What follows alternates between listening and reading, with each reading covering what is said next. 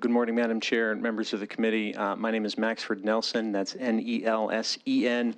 I'm the Director of Research and Government Affairs for the Freedom Foundation, a nonprofit organization devoted to individual liberty, free enterprise, and limited accountable government.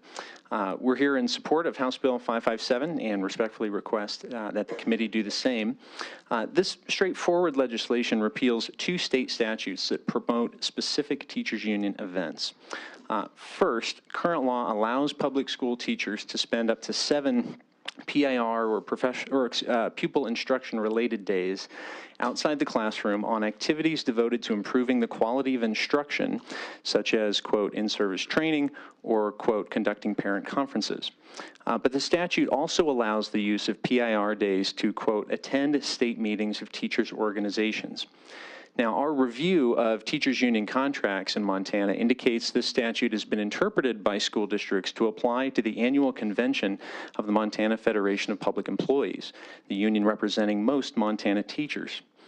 There's a couple examples included in the packet there of these union contract provisions that allow for PIR days to be used to attend the MFPE conference, or convention, excuse me. The only problem is that the MFPE's convention, held annually in April, does not relate to pupil instruction. Instead, its purpose is to attend to internal union business, such as electing union officers, voting on bylaws amendments, hearing speeches from political candidates, making political endorsements, and strategizing about how to boost union membership. Now, in our view, there's no justification for the state to compel taxpayers to pay for teachers to attend the convention of a private membership organization.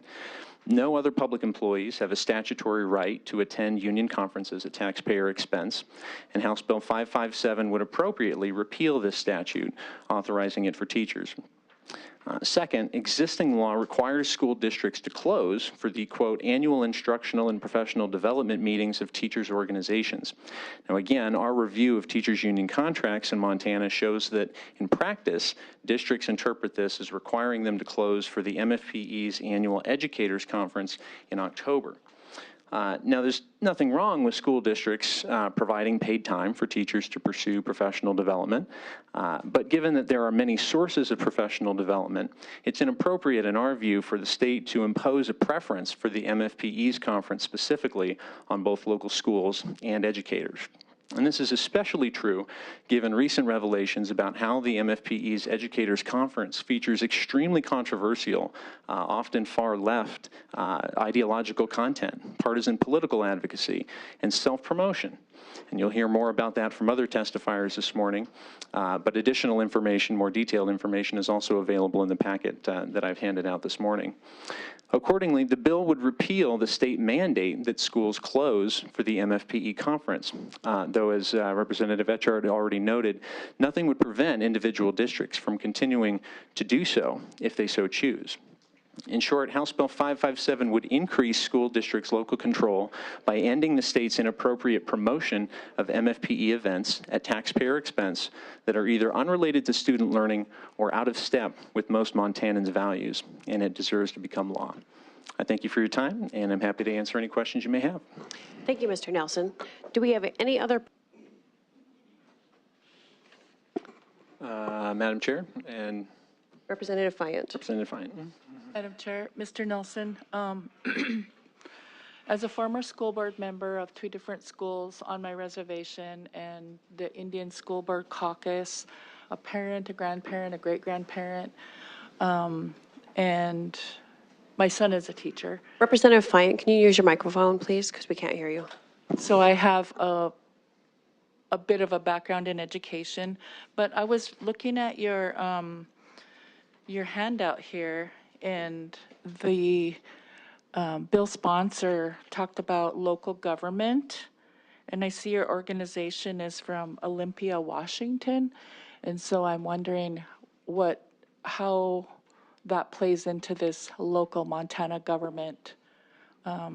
Specifically on the second page, the back page, where it says Indigenous Pedagogy, is that programming partisan electoral politics, lobbying, or progressive ideology?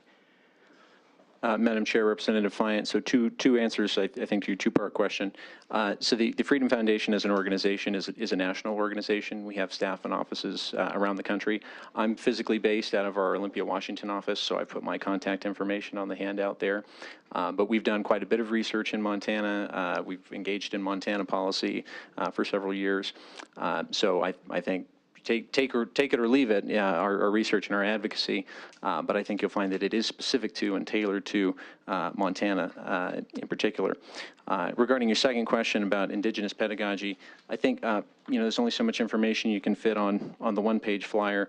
If you want to dig into a little bit more detail, there is an article in the packet that I handed out that goes into greater depth about the types of sessions that were at the last October MFPE Educators Conference that, at least to my mind, jumped out as potentially controversial, one of which included, let's see here. What page are you on, Mr. Nelson? That's going to be the article entitled, it's got our logo at the top, Montana Taxpayers Foot the Bill for Woke Politics at Teachers Union Conference. And we've highlighted there a dozen or so, actually 18 sessions from that conference that jumped out as, I think, notable and interesting. I think you'll see that these are not spontaneous conference sessions that educators put together themselves. The first several, for instance, are candidate forums that MFPE itself put together, discussions of current political issues, how to lobby the legislature. These are all MFPE selected and hosted sessions. These are not things that educators put together on their own. There are a number that, in that second section, items 6 through 12, that deal with what I think would be fairly described as ideological content, that there would be, I think, a reasonable degree of controversy about. And then the last section there that goes through, I think, 16 through 18 could be described, I think, fairly as self-promotional sessions where MFP is promoting membership benefits, talking about things the organization does. So, and again, reasonable people can have differences of opinion about the value of any particular content there. I think our position and the point of Representative Etchart's bill is that the state should not be imposing its preference for a particular conference on school districts and on educators, that that's a choice that local school boards and school districts should make for themselves. Follow up. Thank you, Madam Chair. Mr. Nelson. I'm looking on page 5 of the handout where it says session culturally sustaining practices for Native American learners and beyond indigenous pedagogy. That's the one I'm referring to. So Montana has an Indian Education for All law. We have a constitution that recognizes, we're a culturally distinct people. We comprise 7-8% of the Montana population. I just don't see how this is part of the woke agenda or whatever you're professing in your, or maybe you're calling it progressive ideology. Do you have a question, Representative Fayant? Yeah, it goes back to my first question. Do you consider indigenous pedagogy partisan electoral politics, lobbying, or progressive ideology?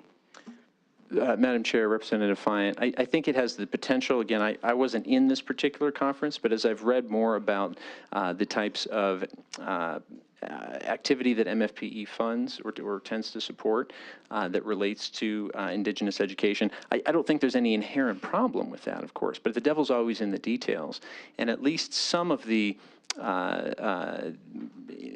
indigenous education that MFPE has supported in the past, I think tends to edge towards worldviews that conflict with potentially the values of many Montanans and even attack the foundations of the United States and our governmental system. That doesn't have to be the case, but I think in some, unfortunately in some cases, it ends it ends in that territory. And that's something that I think reasonable people, again, can disagree about. But I think depending on the details, it can be a little more controversial than just education about Native American cultural heritage.